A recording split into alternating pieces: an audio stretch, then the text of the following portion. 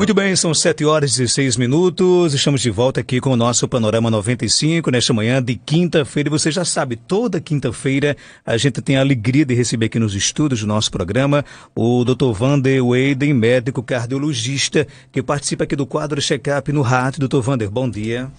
Bom dia, Marcos. Bom dia a todos os nossos queridos ouvintes do Panorama 95. Vamos dar sequência aos exames do coração e hoje o teste ergométrico. É também um exame importante? É complementar? É o primeiro que vem na lista? Como é que é isso?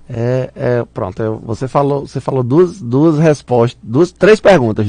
Para duas delas a resposta é sim e para a última a resposta é não. É também um exame importante? É um exame que deve ser complementar? Né? Sobretudo, a gente já falou isso aqui em ocasiões passadas, que o que determina de fato qual é o melhor exame que o paciente deve fazer é uma boa consulta médica, uma boa entrevista médica, que é composta da conversa, que é a anamnese, e de um médico examinar o paciente, escutar o paciente, perceber detalhes do corpo do paciente que também fala. Então, a partir disso, ele pode, determinando as probabilidades que o paciente tem de ter ou não alguma doença do coração, ele pode escolher qual é o melhor exame complementar. Todos eles complementam o raciocínio do médico. Sem haver um ser humano atrás para raciocinar sobre o resultado dos exames, o exame em si, ele deixa de ter o seu valor. Então, para as pessoas que fazem habitualmente esses exames, hoje em dia praticamente todo exame que se faz, até mesmo os exames de laboratório, eles vêm com uma mensagenzinha embaixo que se diz isso, em linhas gerais, com palavras diferentes, mas eles dizem isso, que o exame na verdade ele complementa o raciocínio do médico. É o ser humano que está ali fazendo aquela atividade de raciocínio para tentar uma investigação, é quase como se fosse uma investigação, né, policial. Ele está tentando determinar a origem daquele problema e para isso ele utiliza de diversos recursos.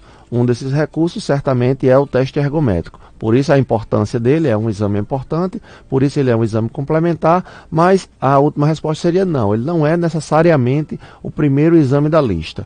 O primeiro e mais comum exame do coração, que a maioria das pessoas faz durante um primeiro atendimento cardiológico, é o eletrocardiograma, que nós já falamos anteriormente. Como ele é facilmente realizado, habitualmente não requer nenhum tipo de esforço específico do paciente, apenas que o paciente permaneça deitado por alguns segundos. É um exame que tem ampla disponibilidade devido ao seu custo, que é mais baixo em relação aos outros exames, pode ser repetido inclusive várias vezes. Ele é um exame que é muito mais fácil de ser realizado e costuma ser feito em toda primeira consulta cardiológica quando o paciente vai. Esse é o que costuma ser o primeiro exame complementar, é o eletrocardiograma. Mas o teste ergométrico certamente tem muita importância, uma vez que ele é capaz de detectar uma série de alterações no nosso corpo.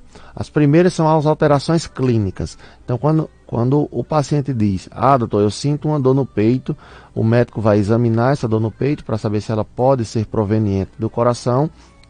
E, no geral, como via de regra, quando as dores são provenientes do coração, é esperado, não é obrigatório, mas é esperado que essa dor ela aconteça ou ela piore quando o paciente está fazendo algum esforço.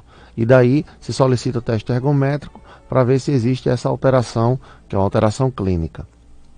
Além disso, também se podem perceber alterações hemodinâmicas. O normal é que durante o teste de esforço, o paciente apresente um padrão hemodinâmico, que é a frequência cardíaca precisa aumentar, o paciente precisa acelerar o seu coração. Isso é natural, isso é normal, isso é desejado. Está errado se o paciente não acelera, ou está errado se o paciente acelera demais. Mas dentro de um determinado nível, é desejado que o paciente aumente a frequência de batidas do coração. Do mesmo modo se comporta com relação à pressão. A pressão ela tem um comportamento específico no qual a pressão máxima, que é a pressão sistólica, ela aumenta durante o esforço. Se ela não aumentar a partir de um certo valor mínimo, também está errado. Se ela aumentar e aumentar demais, também está errado. Ela aumenta dentro de uma faixa específica e a pressão mínima ela estaciona ou algumas vezes ela reduz um pouco. Esse é o comportamento que nós esperamos que o paciente apresente durante o teste ergométrico. E por último, a análise do próprio eletrocardiograma, que fica na tela de um computador, na qual o médico examina e vê se o paciente tem indícios de obstrução coronariana, né? Na verdade, os indícios são de isquemia miocárdica, que seria um indicativo de sofrimento do coração, mas a causa mais comum ou a mais procurada dessa isquemia miocárdica é a angina, é a obstrução coronariana que pode, no futuro, levar o paciente a ter um infarto. Além disso, no próprio eletrocardiograma que está ali aparecendo na tela no monitor para o médico, durante o esforço que o paciente faz, é possível também detectar algumas arritmias. Existem algumas arritmias que são produzidas pelo esforço físico. O esforço físico, naturalmente, ele descarrega adrenalina no nosso corpo. E aí essa adrenalina, ela é, nessas condições ou nesses cenários, ela é um fator que favorece o aparecimento dessas arritmias. Então, o teste ergométrico ele pode ver o comportamento da pressão do paciente quando ele faz algum esforço, ele pode ver alterações clínicas do paciente, de ter cansaço ou de sentir dor no peito durante o esforço, porque é natural que ao se fazer um esforço intenso, as pessoas sintam um cansaço que seja curto e passageiro, né? Então, se você apresenta um cansaço durante o teste ergométrico, após fazer uma grande quantidade de esforço físico, isso é considerado como natural. O que não deve ser considerado natural é você apresentar um cansaço já nos primeiros segundos de caminhada, por exemplo, porque isso pode ser um indicativo de que existe algum processo de doença subjacente ao quadro. Então, o exame ele é capaz de avaliar a pressão do paciente durante o esforço, avaliar a capacidade física do paciente, ou o que a gente chama mais comumente de resistência cardiovascular do paciente. Ele é capaz de avaliar arritmias e ele é capaz de avaliar alterações do eletro ou alterações clínicas que o paciente sinta que podem sugerir possibilidade de obstrução, de angina, que é talvez um dos principais motivos pelos quais se pede o exame. Agora, é um exame, por exemplo, que você tem que estar preparado para fazer antes de iniciar, por exemplo, o esforço lá? Exatamente. É um exame que requer um certo preparo, e esse preparo normalmente é orientado em todos os locais onde se faz o teste ergométrico. Normalmente se orienta os pacientes com relação a determinados passos que precisam ser seguidos antes. Primeiro, o paciente não deve estar em jejum. Estar em jejum é ruim para fazer esse exame. Por quê? Uma vez que o exame vai requerer algum esforço, imagina se a gente acorda de manhã cedo, né, não toma café, do jeito que a gente acorda, põe uma roupa e vai caminhar na ilha, e vai correr na ilha. A gente pode não se sentir bem nisso, pode inclusive passar mal. Então é recomendado que os pacientes não estejam em jejum, embora não seja proibido, porque habitualmente na hora se pede para o paciente fazer algum lanche rápido, qualquer comida pequena que seja, um café, uma bolachinha, apenas para ter algum alimento no estômago. Não é recomendado também que ele faça, obviamente, grandes refeições. Uma refeição muito pesada também não é adequada. Todo mundo sabe também que não é bom para a nossa saúde a gente comer se empanturrar de comida e logo em seguida a gente fazer algum tipo de esforço físico.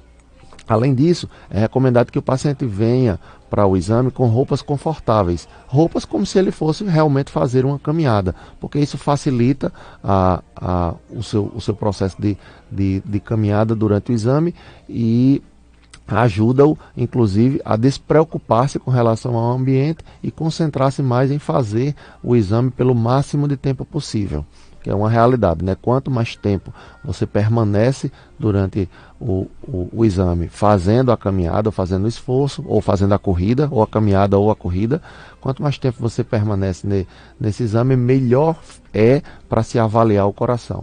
E esse exame normalmente ele é encerrado, costuma ser encerrado a pedido do próprio paciente, né? Ele não aguenta mais e pede parar. O exame ideal é aquele no qual o paciente ele vai progressivamente aumentando o esforço. É assim que funciona a esteira. O paciente não começa na esteira correndo. Poucas pessoas correm, né? Para pacientes idosos, por exemplo, existem protocolos que são apropriados em que o paciente faz caminhadas muito lentas e elas vão progredindo gradativamente até uma caminhada um pouco mais ligeira, mas o paciente idoso não corre na esteira. Pacientes jovens, por outro lado, eles vão correr, eles começam numa caminhada e à medida que vai progredindo, eles passam de fato a realizar a etapa da corrida. Mas quer seja caminhando, quer seja correndo, o exame ideal, o exame bem feito, bom, é aquele no qual o paciente pede para parar, em que você orienta adequadamente o paciente antes de que ele vá dizendo em que nível de cansaço ele se encontra, e quando ele já se sentir cansado o suficiente, ele diz: não, doutor, realmente aqui está chegando no meu limite. Ele avisa com antecedência e o médico já dá o comando para parar o esforço. Esse é o melhor exame, não é o exame que é parado por decisão do médico. Às vezes é necessário, por uma ou outra razão, por um médico encontrar algum problema no exame do paciente, ele interrompe o esforço. Mas o melhor exame é aquele no qual o paciente ele pede, ele solicita para parar. Mas tem aqueles que querem, por exemplo, mostrar a disposição e que não pedem nem de forma alguma. Às vezes tem. Isso atrapalha? Não atrapalha necessariamente, mas aí a gente vê que o paciente realmente está passando do seu limite, talvez não tenha compreendido o que seria a hora dele parar, e a gente percebe visivelmente que ele está esgotado fisicamente, e aí nós interrompemos, entendendo que aquilo seria um pedido de interrupção da parte dele. Mas é comum a maior parte das pessoas avisar e comunicar. A gente sempre pergunta: você já está cansado, bastante cansado? Aí a pessoa diz: não, estou muito cansado. A gente percebe na passada que ele já não está mais conseguindo acompanhar, e aí a gente interrompe o exame. Numa situação normal, por exemplo, quanto tempo, quantos minutos a pessoa ele suporta sem cansar, ou isso não deve se levar muito em consideração? O que se leva em consideração é o tempo que se permanece, dependendo do protocolo. Existem protocolos que são existem protocolos que são fixos. Então, se vier uma pessoa de 25 anos e uma pessoa de 75, o protocolo ele vai caminhar do mesmo jeito. Com 2 minutos ele está na mesma velocidade, na mesma inclinação. Com 6, com 8, com 10 minutos ele está no mesmo ponto, tanto para uma pessoa jovem como para uma pessoa mais idosa. Existem protocolos que assim são. Outros protocolos, eles são apropriados para a idade do paciente, idade e sexo do paciente. Então, um paciente de 25 anos, ele vai ter um exame mais, como diríamos, ele vai ter um exame mais difícil, e um paciente de 70, 75 anos, 80 anos, como a gente às vezes já teve, pacientes de 80 anos fazendo o exame da esteira, ele vai ter, logicamente, um exame mais fácil, na verdade é mais apropriado para a idade dele. Qualquer pessoa adulta de 30, 40 anos acharia o exame extremamente fácil, mas para ele é um exame adaptado para a idade dele. Nesse protocolo, em que a gente nivela todo mundo, adaptando a esteira para a idade do paciente, o normal, o esperado é que o paciente permaneça na esteira em torno de 6 a 8, até 10 minutos de caminhada. Normalmente entre 6 e 8 minutos, mas isso não quer dizer que o exame tenha que durar esse tempo. E também para algumas pessoas que às vezes se surpreendem com isso: nossa, só 6 minutos de caminhada, mas na verdade esses 6 minutos de caminhada equivale a bem mais esforço quando ele é feito fora de casa, quando ele é feito na esteira de academia, na esteira em casa, na caminhada na ilha, uma vez que, à medida que você começa a caminhar, a esteira, ela automaticamente, conforme uma programação prévia, ela vai aumentar o grau de esforço. Então, quando você está em casa, quando você está na academia, quando você está na ilha, quando você chega a um certo nível de cansaço, você reduz o seu passo.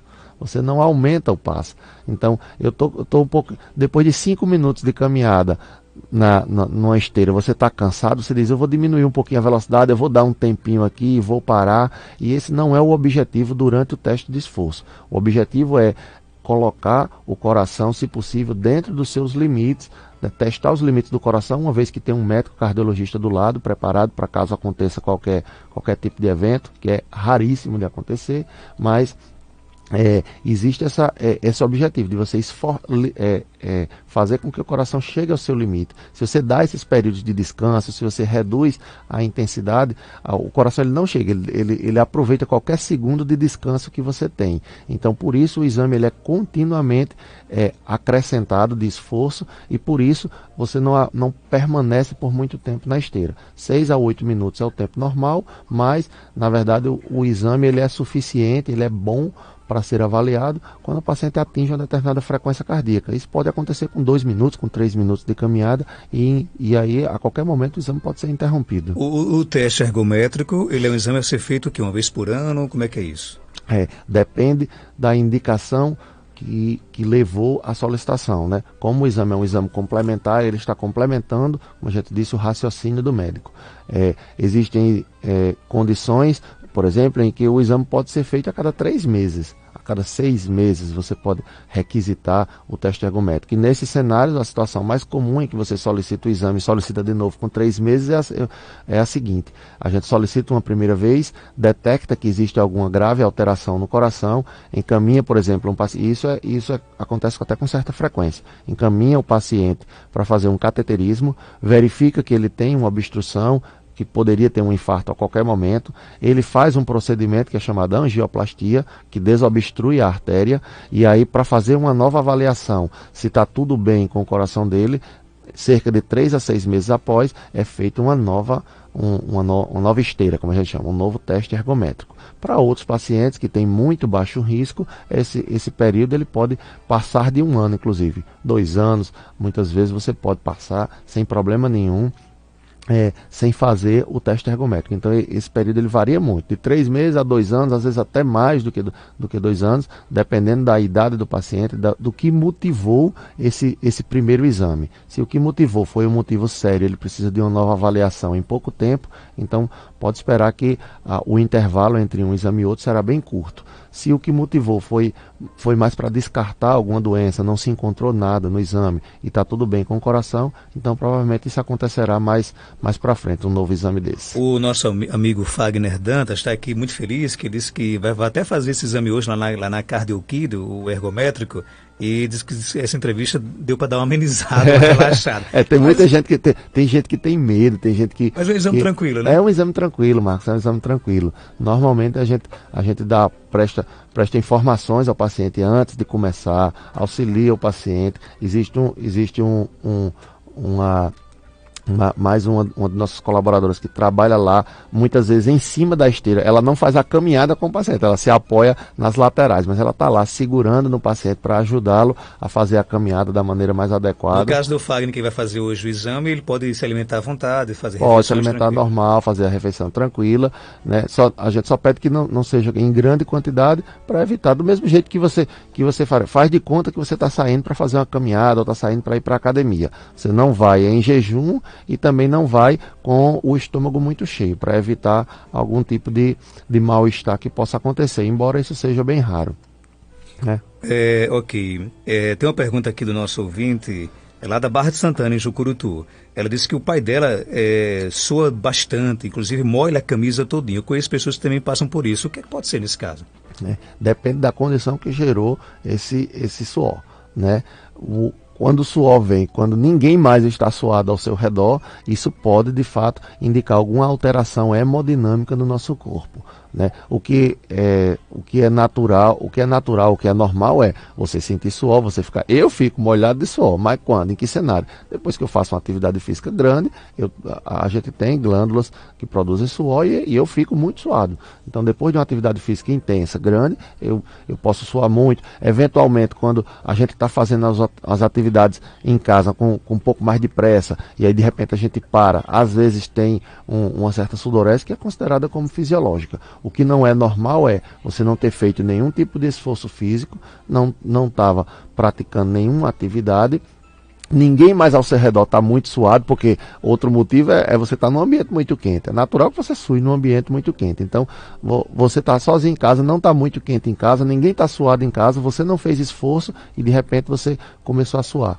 Esse é de fato um suor, uma sudorese que aponta para a possibilidade de alguma alteração no nosso corpo, principalmente quando ela vem associada a outros sintomas. Se ela for um suor isolado, a gente ainda pode investigar melhor, mas se ela vier associado a outros sintomas como mal-estar, vontade de vomitar, sonolência, a vista escurecida ou algum tipo de dor, enjoo, isso aumenta em muito a chance de que realmente a gente esteja diante de alguma doença. E aí as mais comuns são doenças, quer sejam do coração ou de qualquer outro órgão, mas que elas levem de algum modo a uma queda de pressão arterial. ou queda de pressão arterial ou uma queda da frequência cardíaca. E isso não é a causa em si. Não, a gente tem que descobrir o que levou a essa queda de pressão ou a essa queda da frequência cardíaca para poder a gente tentar tratar. Mas geralmente essas condições produzem uma alteração dessa, de queda de pressão ou frequência, que no final resulta no suor frio. É um exame necessário, mas ele é barato, ele é caro, como é que é isso aí? É um exame, dentre os exames cardiológicos que são realizados, ele tem um custo mais acessível do que a maioria dos outros, né? Ele custa aproximadamente 20 vezes menos, 15 a 20 vezes menos do que um cateterismo, por exemplo. Então muitas pessoas perguntam sobre dá para fazer um cateterismo antes? Então, quer seja no sistema público, quer seja no sistema complementar privado de saúde, o teste ergométrico ele tem um custo mais baixo. Mas o SUS, no caso, oferece o ergométrico? O SUS oferece ergométrico. Aqui na nossa cidade de Caicó, existe uma máquina de esteira que, se eu não me engano, ela ficava no CRI, mas até onde me consta, ela estava em manutenção. Ela não tinha, estava aguardando essa manutenção para poder voltar a funcionar adequadamente. Até onde eu sabia relativamente a isso. E é um exame que, por ter um baixo custo, ele pode economizar tanto para o paciente quanto para o sistema público de saúde, pode economizar bastante para o paciente. Para a gente ter uma noção, eu falei do cateterismo, mas o cateterismo ele tem uma indicação diferente. A gente já faz quando a gente quer verificar diretamente as obstruções. Mas, por exemplo, a cintilografia é um exame que, além do custo do paciente ir a Natal, tanto se a gente pedir para o paciente, quanto se o SUS tiver que cobrir, o paciente vai ter que se deslocar até Natal, geralmente perde um dia inteiro para realizar o exame, e ele tem um custo que chega a ser 8 vezes mais caro do que o do teste ergométrico. Então, o teste ergométrico, dentro do espectro dos exames do coração, ele está entre uns de custo mais acessível e mais barato. E isso não é amplamente disponível como o eletro, né? O eletro é amplamente disponível, você tem menos locais onde se faz teste ergométrico, mas ainda assim de maior facilidade do que outros exames, como a cintilografia que a gente falou. Nosso amigo Valdemir, lá da Vila Altiva, está aqui informando que, infelizmente, o SUS não está oferecendo aqui na cidade de Caicó. Deve permanecer em manutenção ainda o equipamento. É possível que sim. Doutor Wander, obrigado pela sua participação. Até quinta-feira, se Deus quiser. Até quinta, Marcos, se Deus quiser. 7h39.